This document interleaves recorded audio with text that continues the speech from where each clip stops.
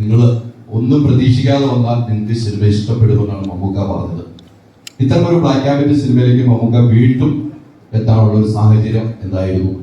പ്രേക്ഷകർ എത്രമാത്രം പ്രതീക്ഷ വെക്കാതെ തന്നെ പോകും എങ്കിലും മമ്മൂക്കയുടെ പ്രതീക്ഷ പറയണമെന്ന്.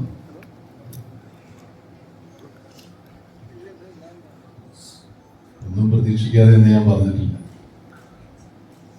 അതായത് നിങ്ങൾ ഒരു കാര്യങ്ങൾ തീരുമാനിച്ചു വരുന്നത് കഥ എങ്ങനെയായിരിക്കും, നിങ്ങളൊരു കഥ ഉണ്ടാക്കി വരുന്നേ പറഞ്ഞു.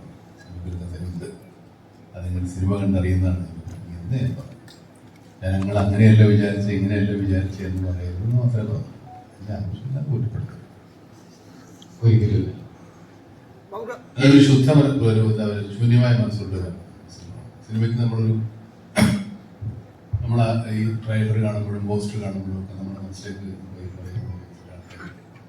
ഡീകോഡ് ചെയ്തിട്ട് അങ്ങനെ ആയിരിക്കും ഇങ്ങനെ ആയിരിക്കും എന്നൊക്കെ പറയും. അതൊന്നും ആയിരിക്കണം എന്നില്ല, ചിലപ്പോൾ ആവാം, ഇല്ലെന്ന് ഞാൻ പറയുന്നില്ല. പക്ഷെ അതുകൊണ്ടൊരു സിനിമ കാണുമ്പോൾ നമുക്ക് അതിനോട് ത്രില്ല് നഷ്ടപ്പെട്ടു പോകും. അതുകൊണ്ടാണ് ഞാൻ പറഞ്ഞത്, നിങ്ങൾക്ക് വേണ്ടി ഞാൻ പറഞ്ഞത്. സിനിമ കാണുമ്പോൾ സിനിമ ഇനിയൊന്നും മാറ്റാൻ നോക്കില്ല, സിനിമ ഓൾറെഡി ആയിപ്പോയി. അപ്പോൾ അങ്ങനെ ആയിരിക്കാം ഇങ്ങനെ ആയിരുന്നെങ്കിൽ എന്നൊന്നും പറഞ്ഞിട്ട് കാര്യമില്ല.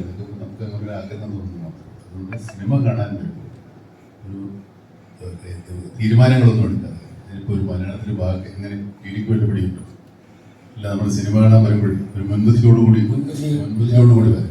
മുൻവിധി എന്ന് പറയുമ്പോഴും അത് കുറച്ചുകൂടെ പരുഷമായി പോകുന്നത്. ഒരു എന്തോ ഒന്ന് കാണാൻ വരുന്നു എന്നല്ല പറയുന്നത്, നമ്മൾ വിചാരിക്കുന്നത് കാണാൻ വരുന്നത് വിചാരിക്കുക, അങ്ങനെയുള്ളൂ.